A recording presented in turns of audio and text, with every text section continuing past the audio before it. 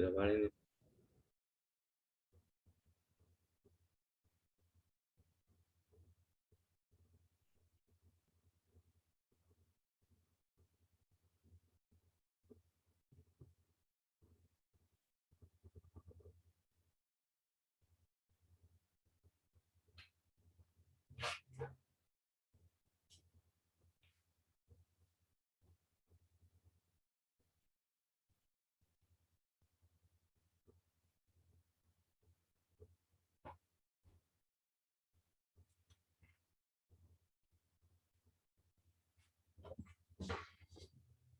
C, H2.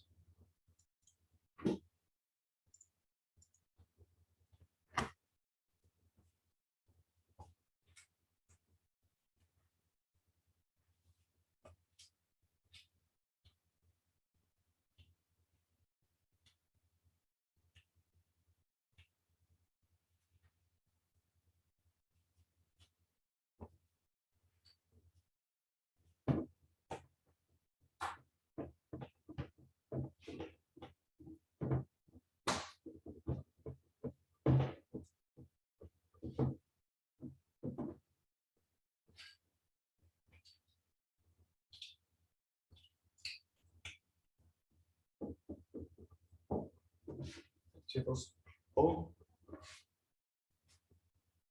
Electrones. 4, 1, 6. Electrones de valencia. 4 más 2 más 6. 12. 12 electrones de valencia. Estructura.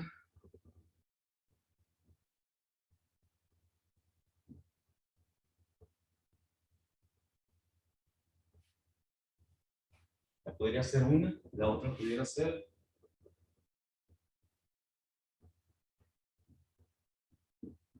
esta.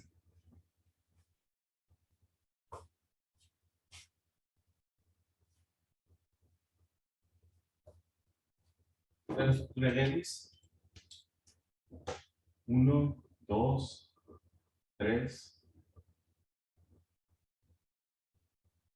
4.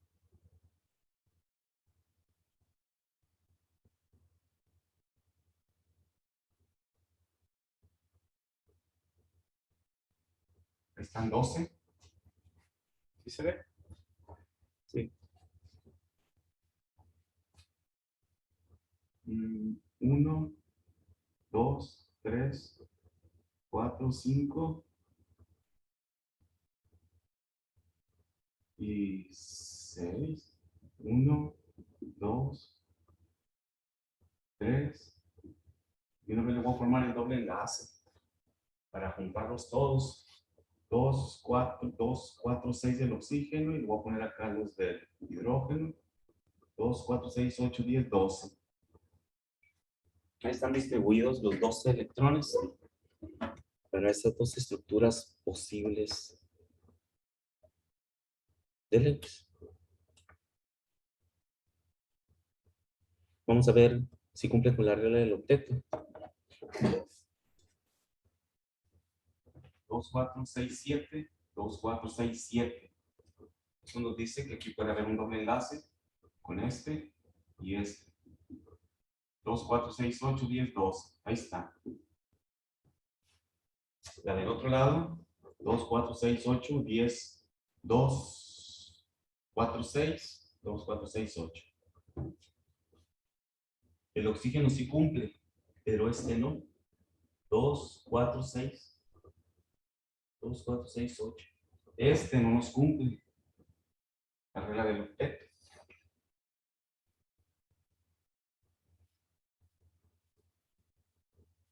Okay, si hacemos eso, lo descartaría inmediatamente, pero vamos a hacer la carga formal, a ver cuánto nos da la carga formal. Electrones de valencia, electrones asignados. Voy a poner acá primero los hidrógenos, luego el carbono y luego el oxígeno.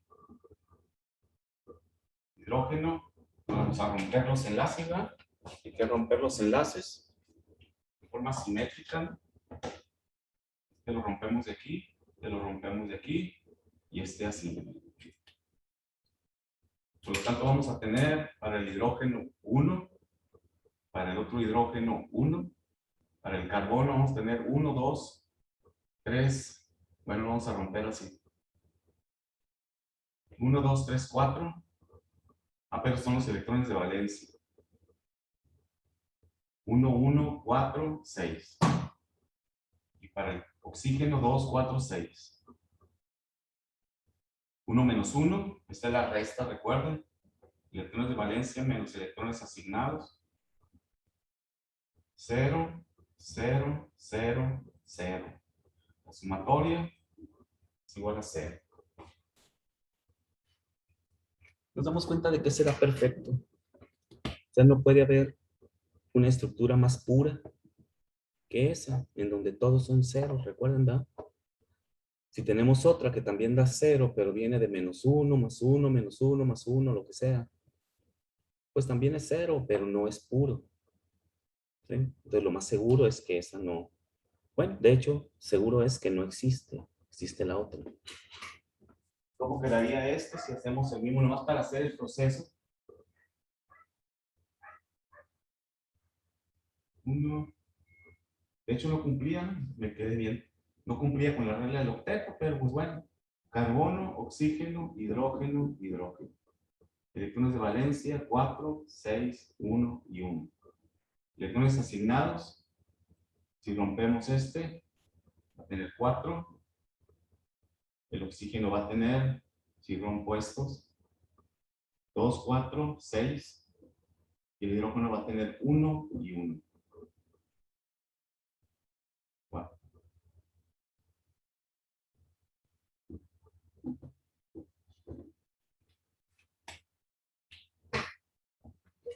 Nos damos cuenta que también tiene 0, pero tiene la condición de que no cumple con la regla del octeto. Es como si ahí tuviéramos que agregarle 2 electrones para que recuerden que hay esa situación. Pero no podemos hacer eso porque este no es un compuesto iónico. Si le agrego 2 electrones más para que cumpla y decir, es que trabaja con menos 2. ¿Sí? Eso lo descarta también porque no es un ion.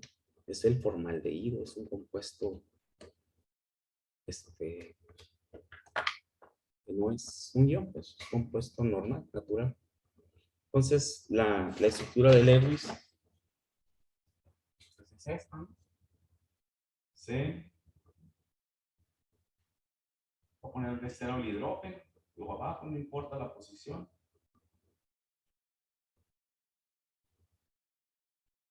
Luego, por ahí la vamos a encontrar así, no que es la misma.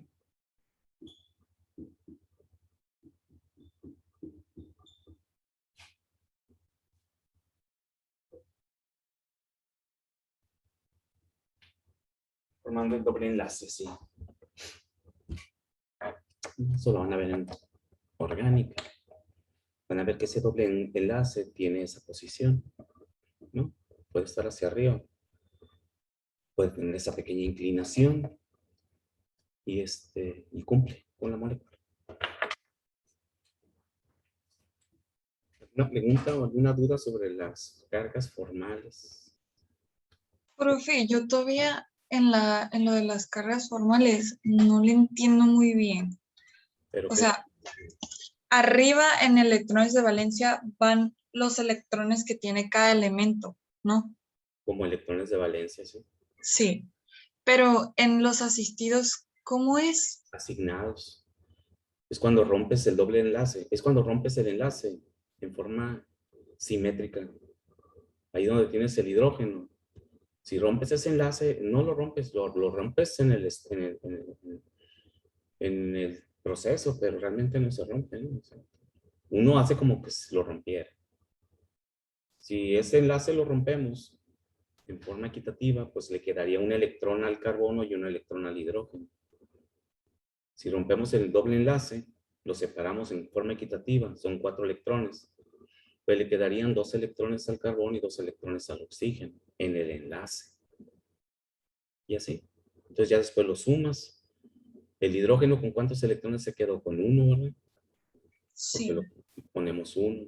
¿El carbono con cuánto se quedó? Se quedó con 1, con 2, 1 de cada hidrógeno y se quedó con 2 del otro doble enlace. Se quedó con 4 el carbono. Y el oxígeno se quedó con sus 2 electrones del enlace que le correspondieron, más los otros 4 se quedó con 6. Simplemente sumarlos, como si se hubieran separado en forma equitativa. Cada quien se lleva la mitad de los electrones. Y esos se llaman electrones asignados porque son los que le quedaron después de, imaginariamente, romper el enlace. ¿Ya? Así. Ok, maestro, sí, ya le entendí. Es nomás de decir, son 4, le quedan 2 al carbono y 2 al oxígeno. Pues. Siempre le queda la mitad y la mitad. Y gráficamente, pues, lo ponemos una rayita separando. ¿No? Muy bien, ¿alguna otra duda?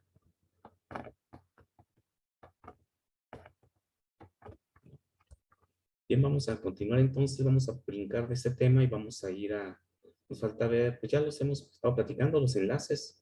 Ya vamos a definir el enlace iónico y el enlace covalente. Recuerden que el metálico también está presente, pero pues ese tipo de enlace es en los metales, sobre todo en los metales sólidos, los que son metales, ¿no? Tienen las propiedades metálicas 100%. Recuerden que todos son metales metales alcalino tercios, pero dependiendo de su reactividad y de su estructura física, pues se diferencian, ¿no? Realmente los que están acá como metales de transición en medio de la tabla periódica, todos los del grupo B, pues esos son metales sólidos, ¿no? Metales, el hierro, el cobre, la plata, el plomo. Y esos pues tienen un tipo de enlace denominado metálico, que no es otra cosa más que el movimiento de los electrones o de la nube electrónica en el contexto de la masa del metal. Por eso conducen la electricidad. Entonces, vamos a pasar a eso. Voy a dejar de...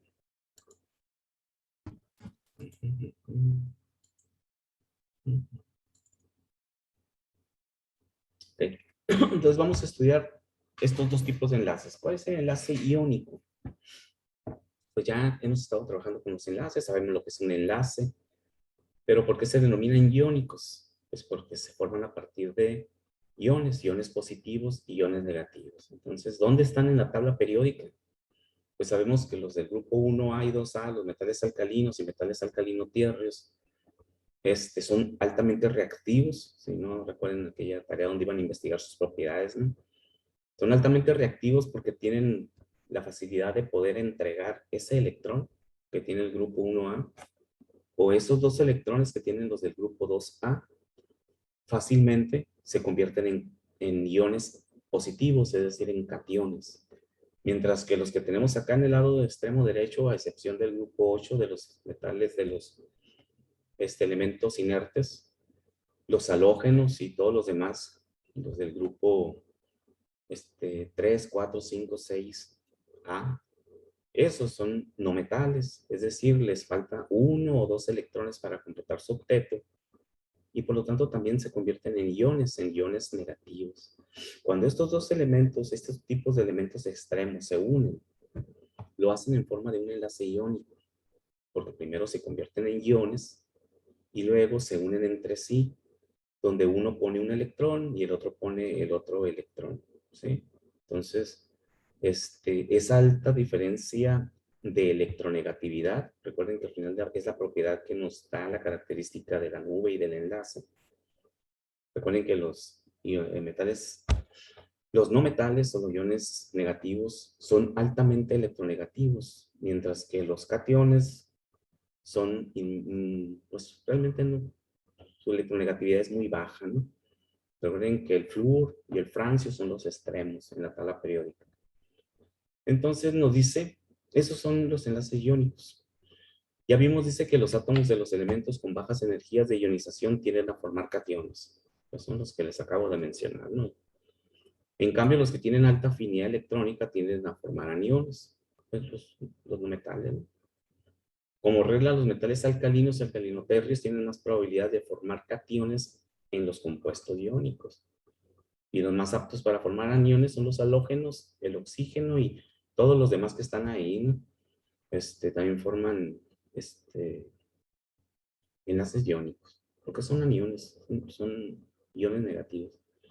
En consecuencia, la composición de una gran variedad de compuestos iónicos resulta de la combinación de estos elementos, ¿no? Dice que la fuerza electrostática, es decir, la fuerza que mantiene unidos a estos dos electrones que vienen de un anión y un catión, en este tipo de compuestos que también se llaman compuestos iónicos, se denomina enlace iónico. Es la fuerza, ¿no? Físicamente lo visualizamos como la unión de un electrón en su configuración electrónica, ¿no? Con el otro, los electrones de enlace que les llaman, que están libres, o que hay espacios disponibles en su último nivel de energía. Lo visualizamos así, ¿no? Pero realmente son fuerzas electrostáticas, ¿no? Electrónicas de los electrones, lo que hace que estos dos electrones lo visualizamos como que físicamente se unen, ¿verdad? Pero sabemos bien que a nivel cuántico, pues su comportamiento es algo más que eso, ¿no? Pero vamos a imaginar siempre que se están uniendo o apareando esos dos electrones en un enlace iónico. Pues aquí tenemos un ejemplo. Como les digo, esto ya lo hemos estado trabajando, ¿no? Lo tenemos que manejar para poder llegar a lo que son las estructuras del ego y la regla del octeto, pero ya aquí ya le ponemos un nombre definido. Dependiendo de los elementos y el compuesto que forman, pues es el tipo de enlace, ¿no? Tenemos el litio, que se encuentra en el grupo 2A. Litio, que no está abajo del es el número 3. Estoy buscando mi tabla periódica, ya la perdí.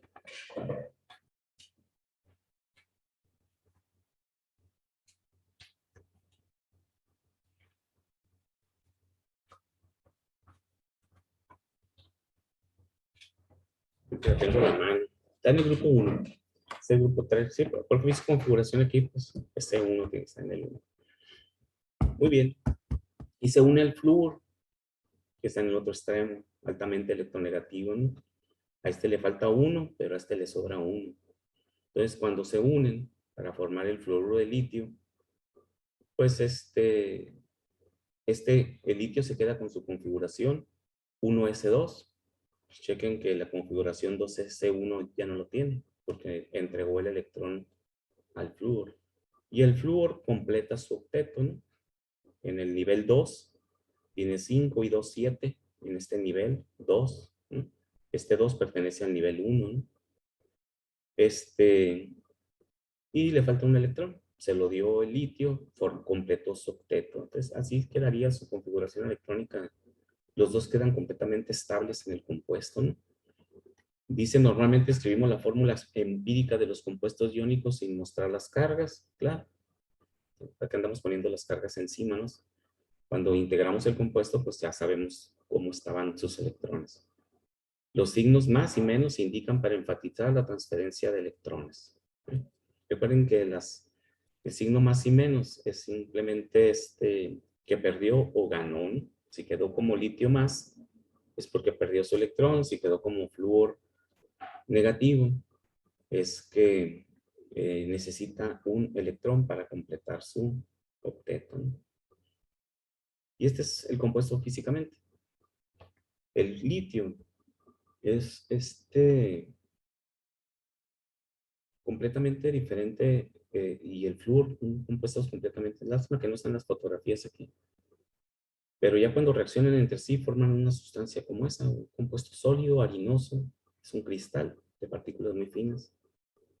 Y ese tipo de sustancias que siempre vemos así, en forma de cristales, en forma de partículas muy finas, la mayoría tienden a ser blancos o transparentes. Normalmente y generalmente siempre son compuestos iónicos. Es la característica que tienen estos compuestos cuando se conforman con esta naturaleza, ¿no? Iónicamente. Ahora, ¿cuál es el enlace covalente? Aquí observen que en forma equitativa cada quien tiene su carga y uno le cede el electrón al otro y el otro completa su octeto, ¿no?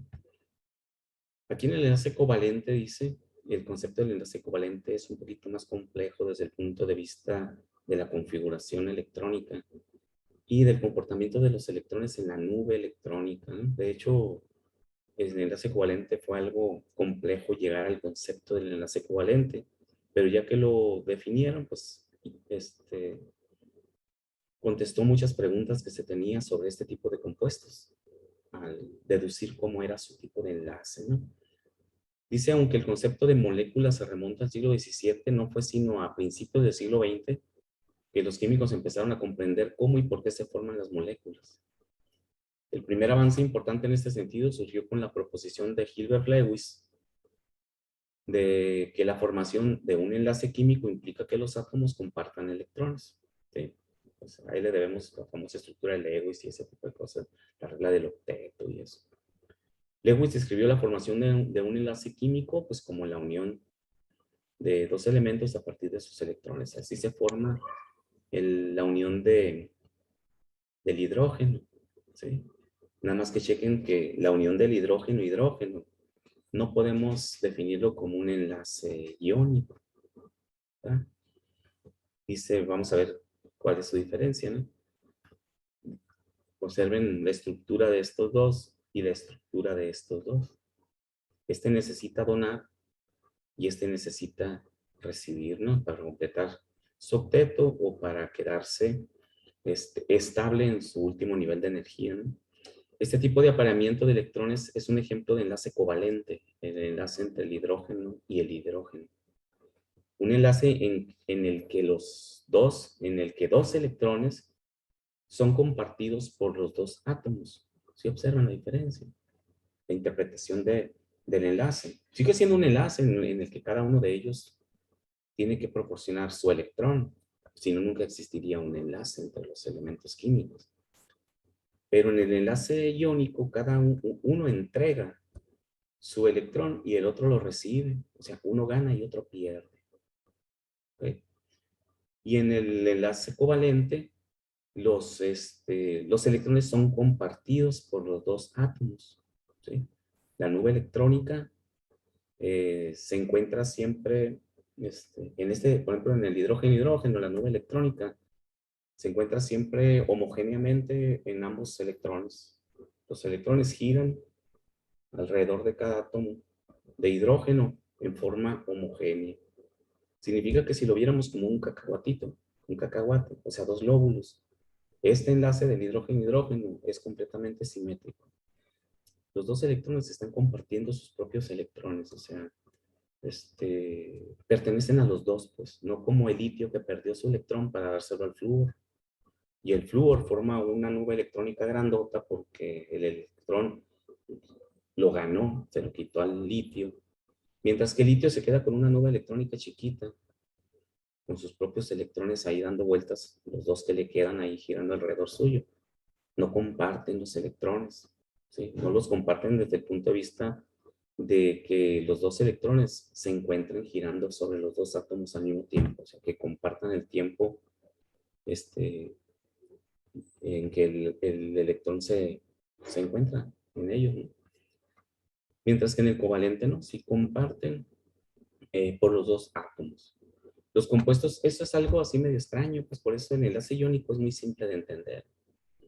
Pues te quito el electrón, yo completo mi octeto y es mío el electrón. Aunque estemos unidos con esos dos electrones, tú y yo, el electrón realmente lo tengo yo, porque lo tengo completando mi octeto. Y tú lo cediste porque te hacía falta cederlo, te sobraba, y ahora lo tengo yo y estamos unidos de esa forma, pero los electrones los tengo yo. Ese es el enlace iónico. Y el enlace covalente no, porque dice los electrones se comparten por los dos. Y entonces entra la duda y dice uno, chiva. ¿Y cómo que se comparten? Pues que no formaron el enlace pero uno tiene su electrón y el otro tiene su electrón. ¿Cómo que los comparten? O son míos o son tuyos, ¿no? No, el enlace covalente, los electrones pasan al mismo tiempo girando alrededor de los dos átomos. Son de los comportamientos extraños que hay a nivel cuántico, pues. Por eso, este tipo de enlace, antes de que existiera el concepto de los orbitales, era muy difícil entender por qué el comportamiento de este tipo de enlace, ¿no? Dice, los compuestos covalentes son aquellos que solo tienen enlaces covalentes. Eso es una característica importante. Un compuesto covalente debe de tener solo enlaces covalentes. Porque luego tratamos de formar algún enlace para completar la molécula y nos damos cuenta de que los electrones ya no nos funcionan y, y tratamos de armar un enlace iónico dentro de un mismo compuesto y eso no lo permite la naturaleza del compuesto. Puros enlaces covalentes en compuestos covalentes.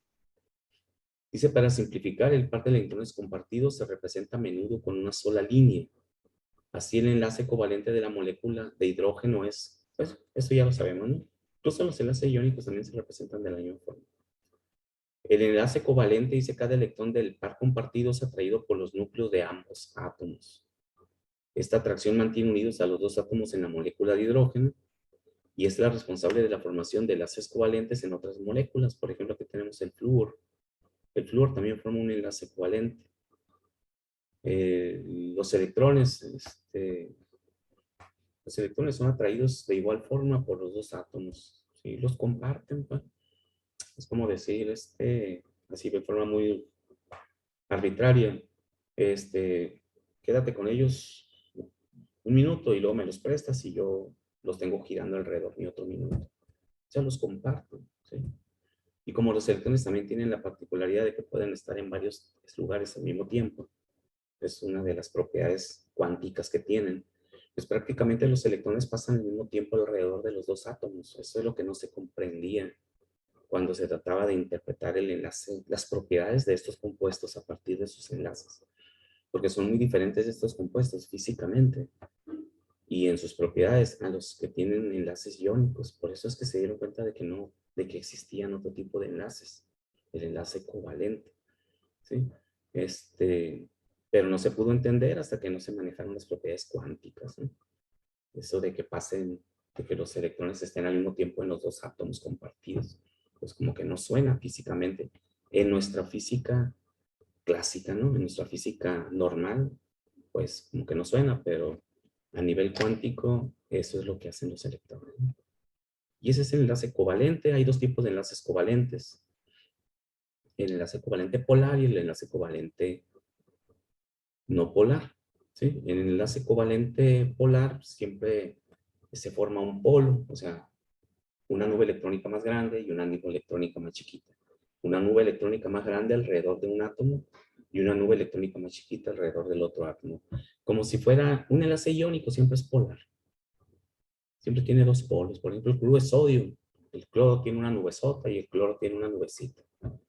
Y siempre el tamaño del átomo del catión es mucho más chiquito y menos electronegativo, con una afinidad electrónica menor, mientras que los iones negativos acá son átomos más grandes, con nubes electrónicas más grandes, y por lo tanto siempre son polares.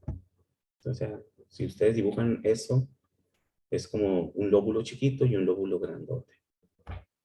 Los enlaces covalentes tienen también esa característica, pero también pueden ser no polares, como el enlace de hidrógeno, en donde la nube electrónica es la misma en los dos átomos, se forma un enlace covalente no polar, es un cacahuatito perfecto. Ya lo hemos visto.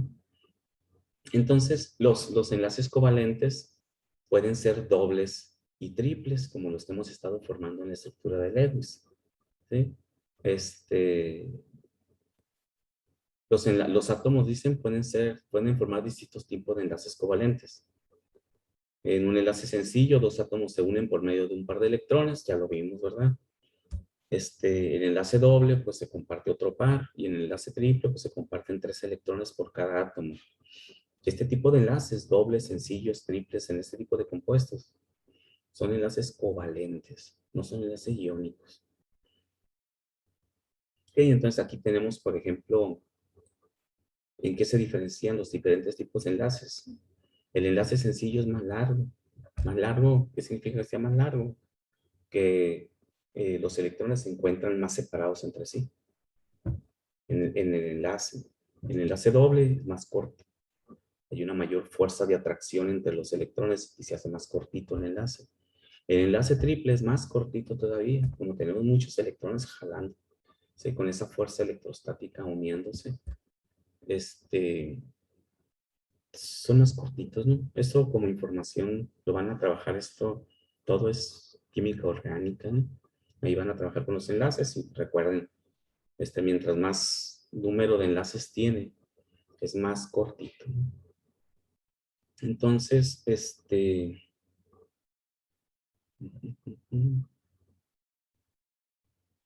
la electronegatividad, pues ya la habíamos trabajado también. Recuerden que la tuvimos que utilizar para el concepto de estructura de Lewis, que el átomo menos electronegativo siempre va en el fondo, y la característica es que los electrones jalan hacia sí los electrones del enlace. Es decir, en los elementos que son con mucha diferencia de electronegatividad, tienden a ser enlaces covalentes polares. Por ejemplo, aquí está este ejemplo. Aquí es lo que les comentaba ahorita, ¿no? Este es un enlace covalente polar. Tiene un polo más grande. Eso significa que los electrones pasan más tiempo girando alrededor de este átomo que de este. Porque recuerden que al final de cuentas, por las orbitales y por lo que hemos visto de la configuración electrónica, los electrones andan en los dos átomos, ¿no? O sea, no son exclusivos de un solo átomo. El electrón de un átomo de repente se brinca al otro átomo y anda girando alrededor de él. Y luego se devuelve otra vez al otro átomo y se anda girando alrededor de él. Andan brincando entre los dos átomos, formando nubes electrónicas. Los elementos con mayor electronegatividad jalan los electrones y forman nubes de esta forma que se llaman polos. Por ejemplo, dice mapa del potencial electrostático, es decir, de la electricidad de los electrones girando alrededor del átomo de la molécula de fluoruro de hidrógeno. La distribución varía de acuerdo con los colores del arco iris, ¿no? Sí, aquí está más intenso y acá está menos intenso. Más frío, menor. Rojo, pues mayor, ¿no? Siempre le asignamos el color rojo a algo más intenso y el frío a algo menos intenso, ¿no? La región más rica en electrones es roja, la región más pobre de electrones es el azul. ¿Sí? Dice el enlace HF se denomina enlace covalente polar o simplemente enlace polar, porque los electrones pasan más tiempo alrededor de un átomo que del otro. La evidencia experimental indica que en la molécula de fluoruro de hidrógeno los electrones pasan más tiempo cerca del átomo de flúor. Entonces eso se ha comprobado experimentalmente, ¿no? Una propiedad útil, dice, para distinguir el enlace covalente no polar del enlace covalente polar es la electronegatividad, es decir, la capacidad de un átomo para atraer hacia sí los electrones de un enlace químico. Si los dos tienen la misma electronegatividad, pues van a formar enlaces covalentes no polares. Por ejemplo, en el hidrógeno, los dos tienen la misma electronegatividad porque son átomos iguales. Por lo tanto, el enlace que van a formar es un cacahuatito idéntico de los dos lados, ¿sí? El tiempo en que pasan los electrones girando es el mismo en los dos átomos. Y esta es la tabla que hemos estado manejando de electronegatividad.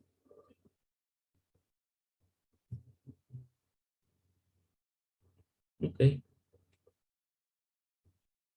Los enlaces covalentes no polares también se les llama enlaces covalentes puros. Por ejemplo, este es un enlace covalente puro o no polar. Ahí se ve el hidrógeno y se observa que es completamente simétrico. Y el ácido clorhídrico o cloro de hidrógeno, observamos la inmensa diferencia del cloro, que es altamente electronegativo. Eso nos indica que los electrones pasan prácticamente todo el tiempo girando alrededor del cloro, dejando solito al hidrógeno. Y eso forma un polo, ¿no? Los elementos polares. Eso también nos da diferencias de cargas. Esta parte de acá, este extremo de la molécula es más negativo por diferencia de carga, por intensidad o por diferencia en la densidad de carga. Y el hidrógeno es un poquito positivo ahí. Eso explica muchas propiedades de las sustancias polares y no polares. El hecho de decir por qué el aceite no se solubiliza en agua, ¿no? el aceite, no se solubiliza en agua. De hecho, eso lo vemos en una de las prácticas, precisamente en la práctica que vamos a continuar. Trata de determinar los tipos de enlaces en diferentes sustancias, analizando su molécula y viendo qué tipo de enlaces tiene, y viendo si es polar o si es iónico, y ya comprobamos sus propiedades en el laboratorio, haciendo diferentes mezclas y vemos. Esa práctica es la que continúa, aprovechando, vamos a volver les comentaba la semana pasada, vamos a regresar al laboratorio. Entonces nos vamos a esperar un poquito a que nos den la oportunidad de volver al laboratorio. Digo que va a ser la próxima semana, para organizarnos e ir a hacer las prácticas, pues realmente al laboratorio, este tipo de prácticas, ¿no? Haríamos una pequeña práctica que incluya las que vimos de manera virtual para que manejen los equipos, los instrumentos y todo. Y ya haríamos para las demás prácticas. Entonces, vamos a dar un poquito ahí de tiempo para regresar y realmente poder hacer las prácticas en laboratorio, ¿sí? No les sé que hagamos menos, pero que hagamos algunas ahí, y no de forma virtual, porque pues, realmente sirven de muy poquito, ¿no? Lo interesante es hacer la práctica. Entonces yo les comento a lo largo de la semana, si esta semana ya regresamos, esperemos que sí, dijeron que la semana del 20, 21, y pero yo les voy a informar, ¿no? Muy bien, maestro. Bien, entonces esos son los enlaces iónicos.